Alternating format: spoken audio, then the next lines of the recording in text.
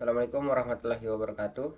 Perkenalkan, nama saya Ahmad Fahresa dengan NIM 443200015.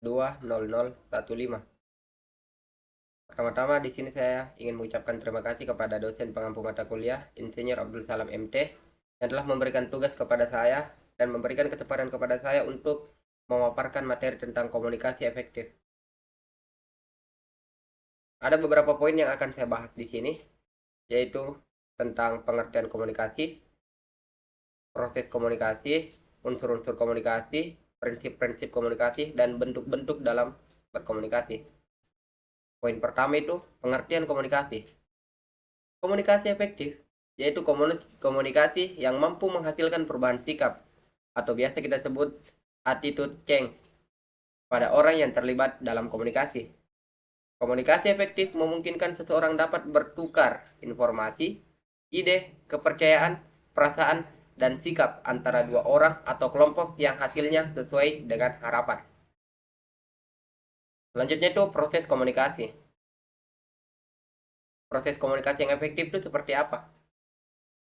Suksesnya proses komunikasi sehingga dapat menghasilkan komunikasi yang efektif dapat dipengaruhi oleh banyak faktor, baik itu faktor komunikator maupun dari komunikasi.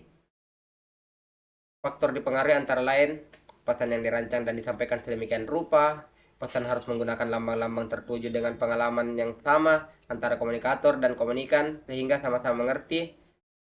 Pesan harus membangkitkan kebutuhan pribadi komunikan dan menyarankan beberapa cara untuk memperoleh kebutuhan tersebut. Pesan harus menyarankan suatu jalan untuk memperoleh kebutuhan di mana komunikan digerakkan untuk memberikan tanggapan sesuai dengan yang dihendaki. Pesan yang dirancang dan disampaikan sedemikian rupa sehingga dapat menarik perhatian komunikan. Selanjutnya, unsur-unsur komunikasi yang efektif.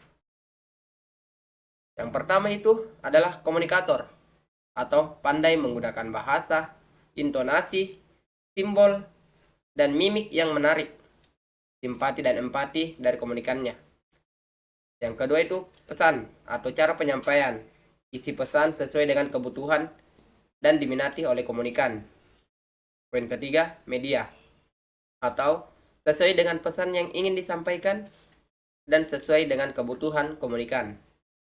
Poin keempat, perhatikan gangguan-gangguan yang mungkin akan menghambat proses komunikasi. Poin kelima, komunikan atau latar belakang dan lain-lain. Poin keenam, pengaruh atau umpan balik yang diharapkan atau tujuan penyampaian pesan. Keenam unsur komunikasi ini harus kita saling berhubungan agar terciptanya komunikasi yang efektif dan bisa berjalan. Selanjutnya itu prinsip dasar komunikasi yang efektif. Yang pertama itu respect. Respect adalah perasaan positif atau penghormatan kepada diri maupun kepada lawan bicara. Anda menghargai lawan bicara Anda saat melakukan komunikasi, sehingga terciptanya prinsip dasar pada poin pertama ini, respect. Pada poin prinsip dasar komunikasi efektif yang kedua adalah empati. Empati adalah kemampuan untuk menempatkan diri pada situasi atau kondisi yang tengah dihadapi oleh orang lain. Sehingga saat kita berkomunikasi, komunikasi itu berjalan dengan baik dan juga situasinya dapat diterima oleh lawan bicara kita. Terus yang poin ketiga itu ada audible. Audible adalah mengandung makna pesan yang harus dapat didengarkan dan dapat dimengerti. Hindari bahasa-bahasa yang tergolong ambigu atau tidak cepat dimengerti.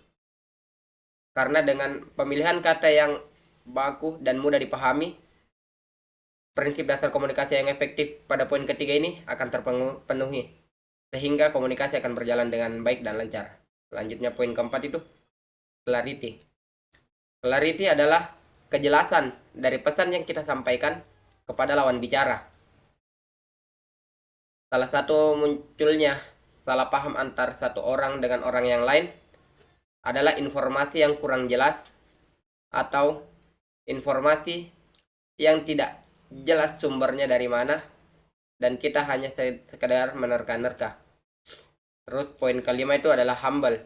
Humble itu biasa saya katakan adalah sama dengan rendah hati, yang dimana saat kita melakukan komunikasi, kita memberikan kesempatan kepada orang untuk memberikan umpan balik kepada kita. Jangan kita yang berbicara sepenuhnya saat berkomunikasi, karena saat kita berkomunikasi itu kita lebih dari satu orang untuk saling berargumentasi dan saling bertukar informasi. Kita lanjut kepada poin bentuk komunikasi efektif. Yang pertama itu komunikasi efektif verbal dan komunikasi nonverbal. Apa sih yang dimaksud dengan komunikasi efektif verbal? Ada beberapa poin yang saya bagi.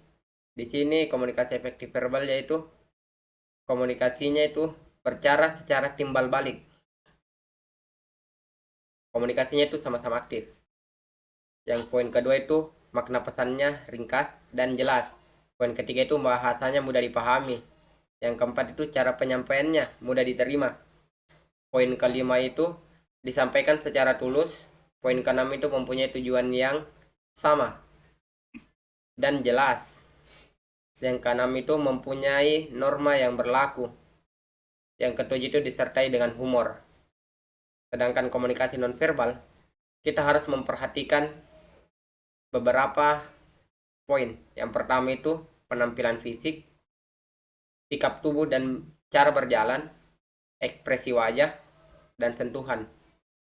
Hal-hal yang diperlukan dan diperhatikan dalam komunikasi efektif yaitu berkomunikasi pada suasana yang menguntungkan, menggunakan bahasa yang mudah ditangkap dan dimengerti, pesan yang disampaikan dapat mengunggah perhatian atau minat di pihak komunikan, pesan dapat menggugah di pihak komunikan yang dapat menguntungkannya, pesan dapat menumbuhkan sesuatu penghargaan atau reward di pihak komunikan. Ya, dari sekian penjelasan yang saya paparkan, saya akan memberikan sedikit kesimpulan mengenai tentang presentasi kali ini, yaitu pada dasarnya komunikasi itu sangatlah penting bagi setiap orang, dan kita harus mempunyai dasar komunikasi sehingga kita bisa mendapatkan informasi atau menyampaikan informasi, apalagi bagi mahasiswa, dan juga akan kita pakai di kehidupan sehari-hari, di dunia pekerjaan, dan di media sosial. Karena selain kita dituntut untuk dapat berbicara dengan baik dan benar, dan yang poinnya adalah efektif, berkomunikasi juga harus mampu secara berkesinambungan.